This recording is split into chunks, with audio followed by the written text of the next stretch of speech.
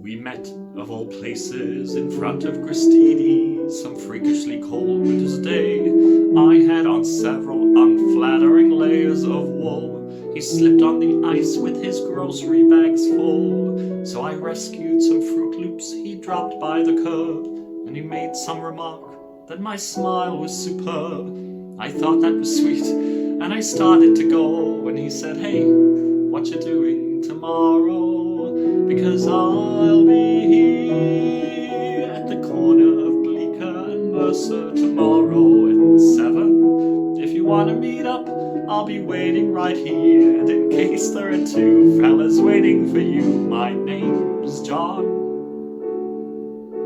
He waved and then he was gone.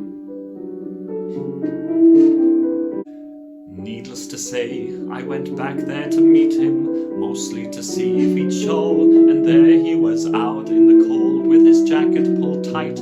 He took me to dinner and kissed me goodnight. The next week we went to this terrible play, and the week after that drank hot chocolate all day. And suddenly 8 or 9 months had flown by when he said, "Hey, what you doing the rest of your life?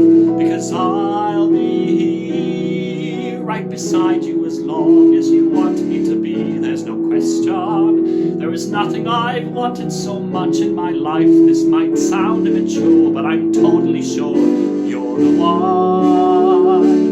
And we had just begun. We got hitched in September, our favorite month, with a rock band that played in this old synagogue. And we bought an apartment on West 17th Street and talked about children and getting a dog.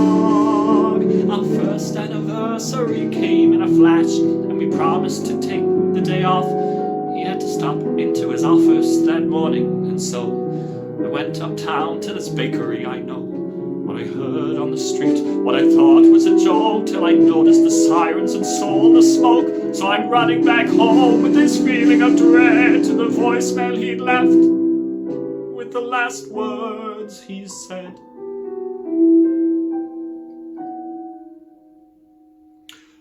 "I'm sorry. I don't mean to ruin your evening by bringing up all of this stuff.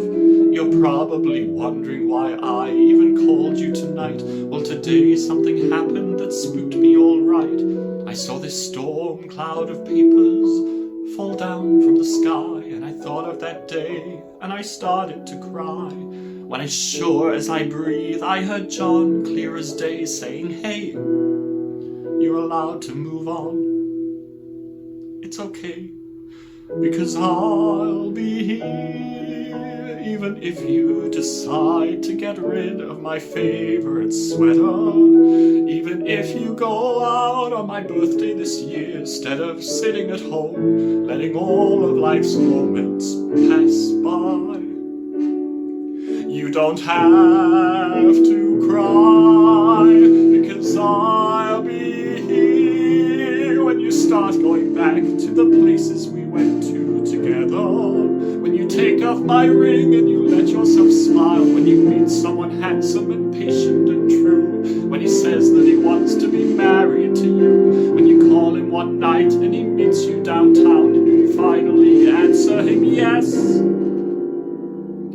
Yes, Jason, I will marry you. I will give you my heart.